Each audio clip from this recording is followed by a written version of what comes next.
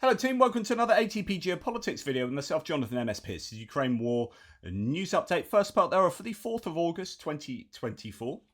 Sorry, this is a little bit late today. I've just had this conversation with Benny Pie, who's helped with ATP Distilled, using AI to distill all my videos into that website, which I think is a really useful addition to what we're doing here, and I really appreciate him for that. I was just having a chat to him about how he can make things quicker for me to be able to do all this kind of work I do, in order that this whole process is much more streamlined. It takes me an awful lot of time to do a whole bunch of things, and using AI to help is quite an exciting prospect. So I've just been talking at length about that, and that's pretty exciting. Anyway, that's not really relevant for you. But if Benny Pie pops up in conversation, just tell him he's a legend. Right. The Ukrainian general staff figures for the Russian losses for the day before, all the usual caveats apply. They are in the description to the video below.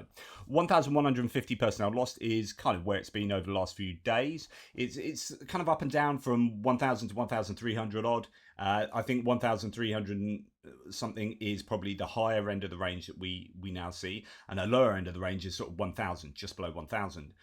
Wow, how different that is from, say, a year ago, where if it got to 1,000, we were like blown away by how many personnel have been lost. So this tells us the attrition rates are definitely much higher than I think the Russians would like. These are unsustainable losses.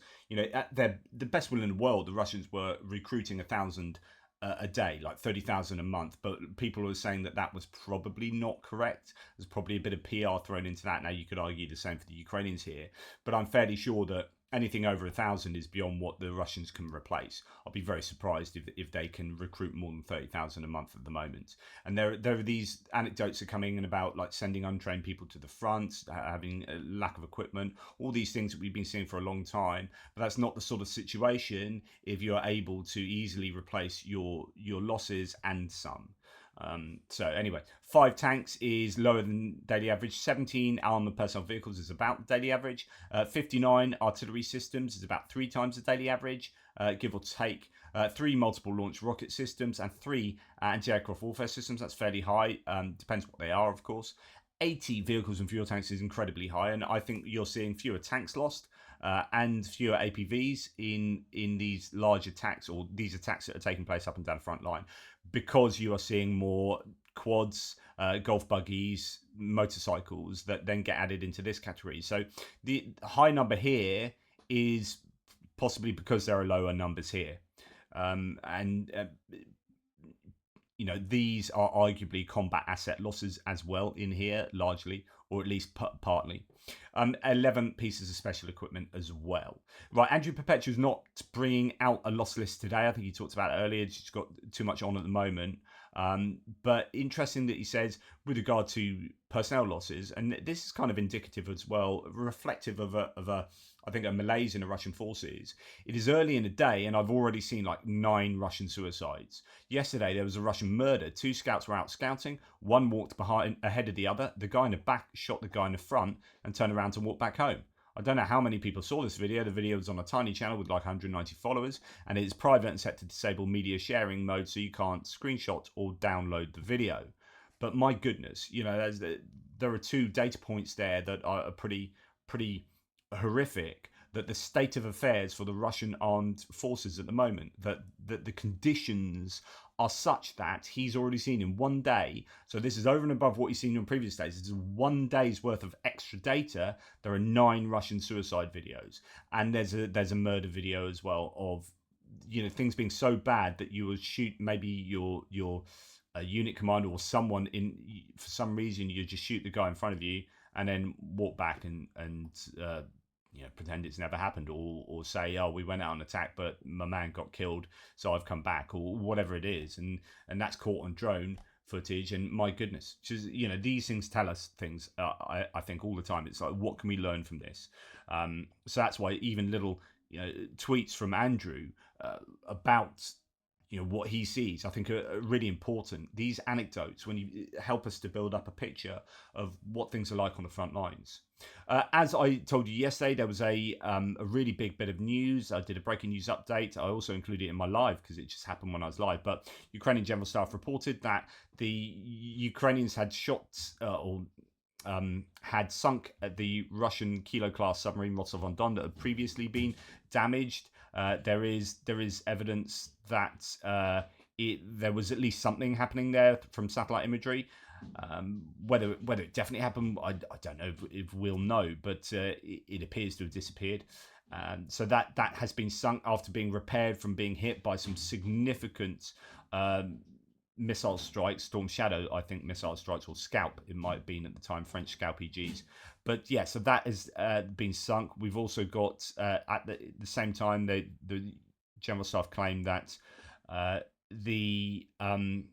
that an S-400 missile system was also taken out. 4 launchers were significantly damaged. So that's a really big haul for the Ukrainians yesterday. As Phillips O'Brien said, in the last 24 hours in Ukraine, they were able to attack one of the most important Russian airfields. That's a Morozovsk airfield, sink an advanced submarine in Sevastopol. The Russian military is fundamentally flawed and can be attacked in the rear, and yet Ukraine is being forced by its partners to fight an attritional frontline war. It's preposterous. So they are doing such a good job in so many of these contexts, and yet not being allowed to use Western missiles to strike Russian air bases is just insanely constrictive for the Ukrainians. The Black Sea Fleet has taken a bit of a tonking, as you can see from this infographic. A number of ships have been damaged, a number have been destroyed and sunk. The Ukrainians have had immense success there. And lots of other things happening as well. Here's a video of a Russian TOS-1A thermobaric flamethrower system, the Solin Sepok in Zaporizhia Oblast, this one being taken out by drones at night. Pride of the Russian military industry and a rare target at the front, says Euromonian Press, capable of using thermobaric warheads. Another one of those has been destroyed. Don't know if that'll turn up on Andrew's loss list. Right, we're going to distant strikes. 5 Shaheeds thrown into Ukrainian airspace last night, all 5 of them shot down. Don't know of any other damage. There is a claim Ukraine's train operator reports tracks and supports and networks have been damaged by an attack in Poltava region. I don't know if that's from the day before. Ukrelinsia, that's the Ukrainian railway service, says repairs have already been made. So I assume it's not from last night, that would be from previously. Some trains ran with reserve diesel locomotives and the power supply is now almost completely restored. So most trains in Ukraine use the overhead electric system, and if that gets damaged, then the alternative option is to use a diesel locomotive. What I don't know is if the railway in Poltava region was a target or not, and I doubt it. Local authority says 30 to 40 houses were damaged by shelling in Mirhorod, over 150 kilometers away from the border. I think we can say missiles hit here, aiming for the airbase. So there's an airbase there that often gets some attention.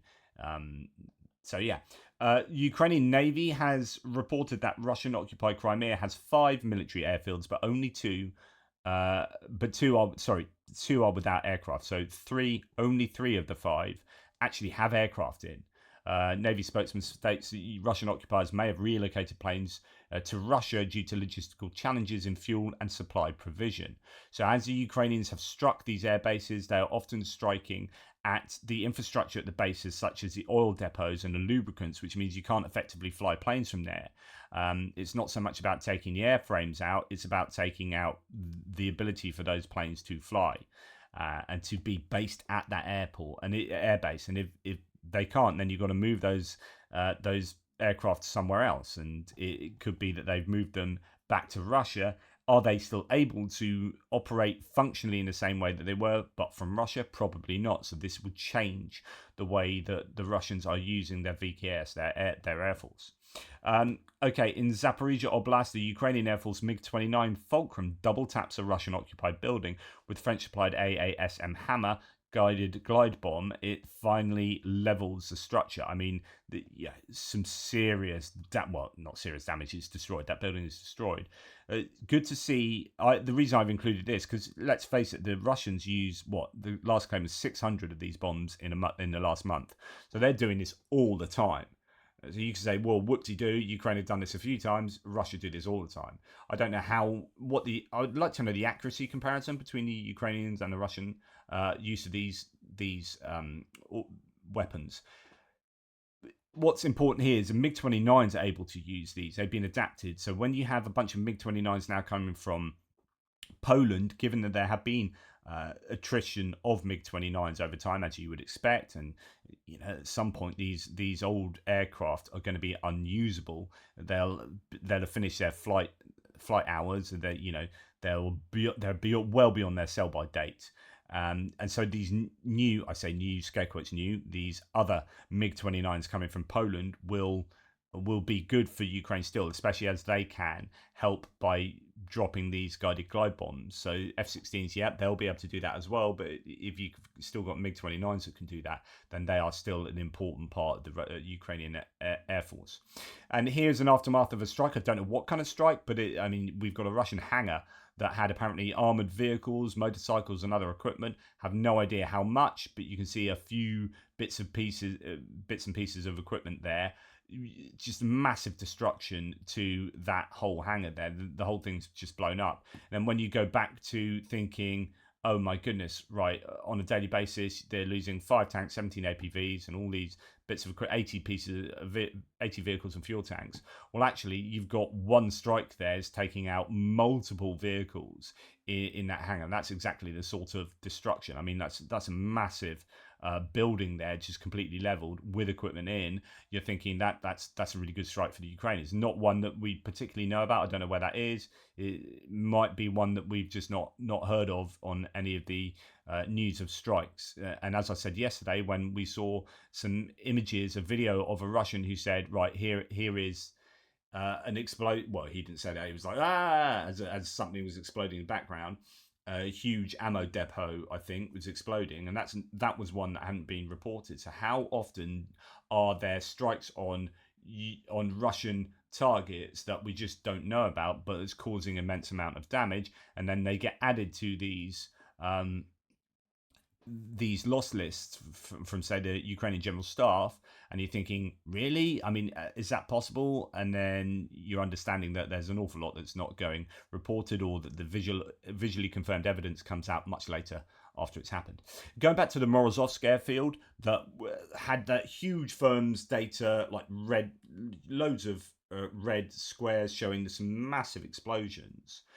Quite how much damage was done is still up for grabs. So on the night, the 3rd of August 2024, an attack was carried out at Morozovsk airfield, where the 559th Guards Bomber Aviation Regiment of Russian Aerospace Forces is based. The attack was carried out using attack drones. Now, the approximate quantity of weapons used was 40 units. So sent 40 drones, 18 drones managed to reach the target. So 22 drones didn't get there. So actually, the Russians are doing a very good job of taking out these drones. The rest were destroyed or suppressed by air defense systems. We'll come on to that in a second. So due to the impact, Su-34 was destroyed, a warehouse with aircraft weapons was destroyed, mission control center was hit, and the airfield's engineering equipment was slightly damaged. That's what we know so far. It would be a shame if only one aircraft was destroyed there, given the wide-scale damage done to the airbase. Also, in the context of a perfect attack on Morozovsk airfield, it is worth emphasising the following. The previous significant attacks, remember this is the third time this base has been attacked, was carried out in early April 2024. Then, more than 50 drones were sent to Morozovsk. None of them managed to achieve the goal due to the deployment of modern electronic warfare systems along the perimeter of the airfield.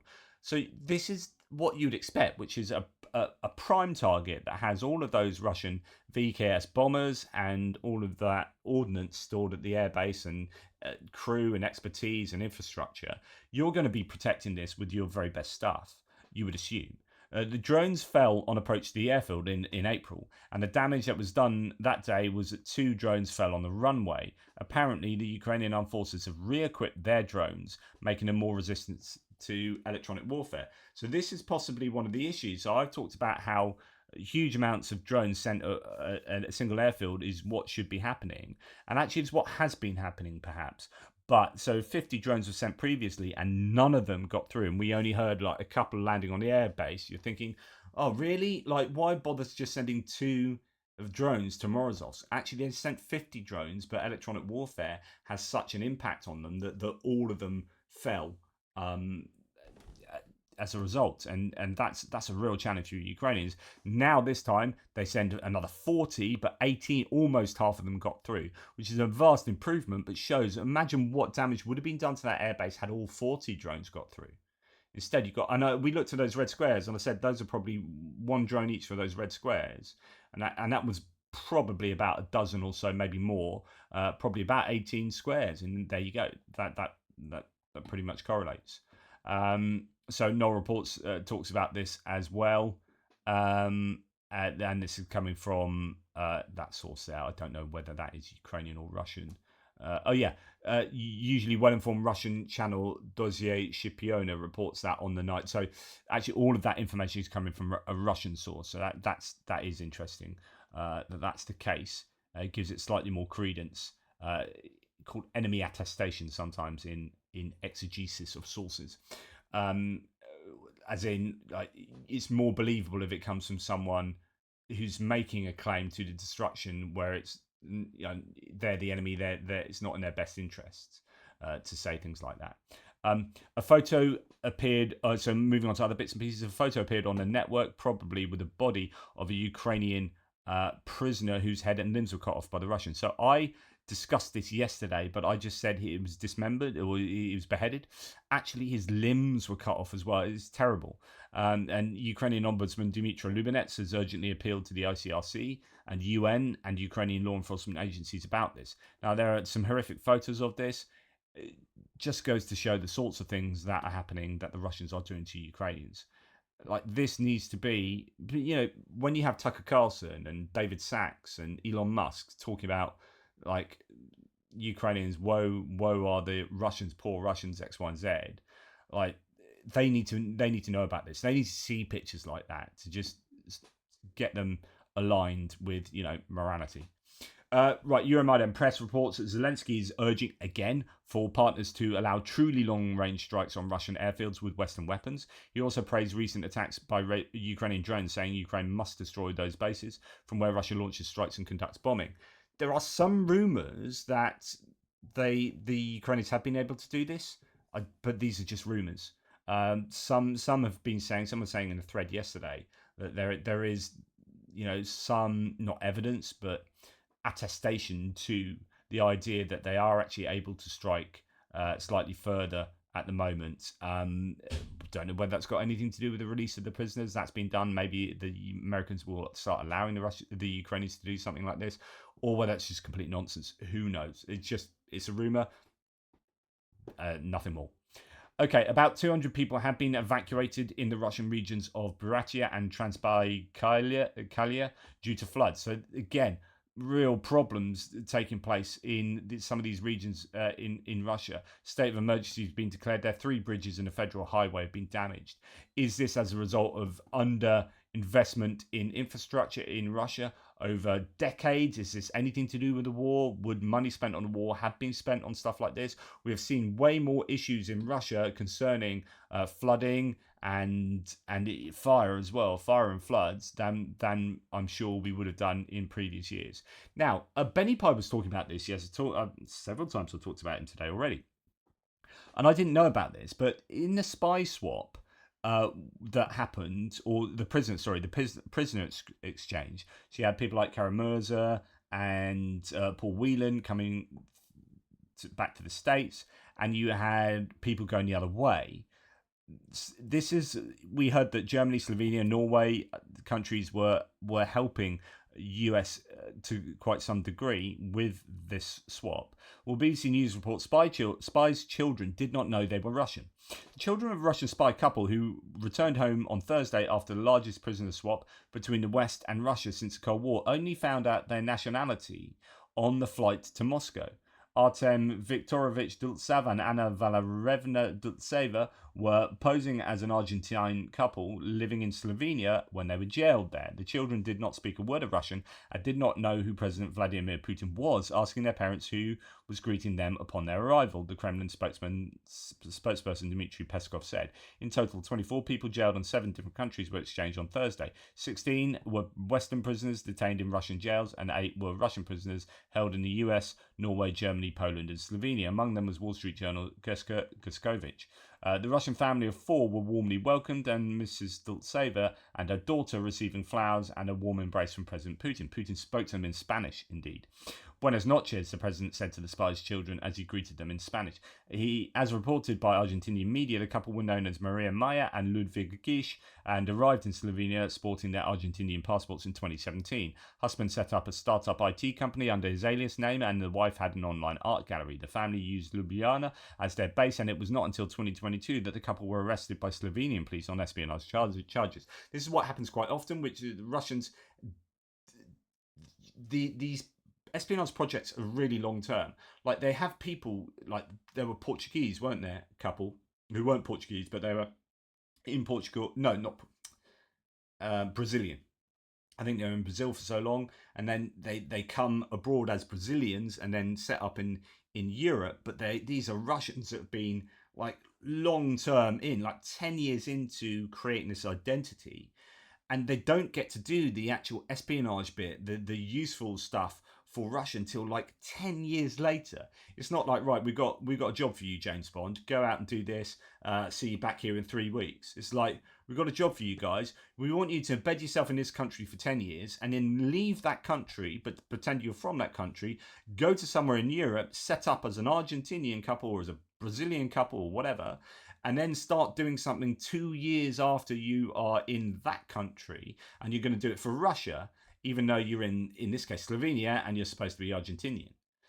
This is really impressive in terms of the effort and the long-term outlook for these kind of projects. But anyway, these people had children who were ostensibly Argentinian children, but didn't realize they were actually Russian children. They don't speak Russian. They didn't even know who Vladimir Putin was. Imagine finding out on a flight that's just about to land at Moscow. Oh, by the way, you know, everything you knew about your lives is complete nonsense, and you're really Russian, and you're just about to be met by your dictator. But he'll speak to you in Spanish, so it's all right. It's just mind-blowing, isn't it? And I'm going to leave you with this. So Ukraine have won their first gold medal at the Olympics in the team fencing. And I do apologise that my last 2 segments were caught out as a copyright infringement by YouTube. I was trying to show you the end of the team fencing where Ukraine won, and they were jumping up for such incredible joy, and then I showed you the anthem that they sang with such gusto. It was amazing, brilliant stuff. Go and check it out online if you can find it. The Ukrainians reacting to winning the gold medal is just a delight, seeing them jump up and down with joy at the team fencing, and just singing their national anthem with infectious enthusiasm and pride. Really, really wonderful stuff, and it was a lovely way to end the video. Gave us this sense of uplift that we all need. And copyright. Damn it. Damn you, copyright. So anyway, I didn't show you that, but nonetheless, and that's why it's all late as well, because I've had to cut it out, and it takes like an hour now of my time from when I actually recorded this. But there you go. Thanks for watching. Please like, subscribe, and share. Take care, guys. Speak soon.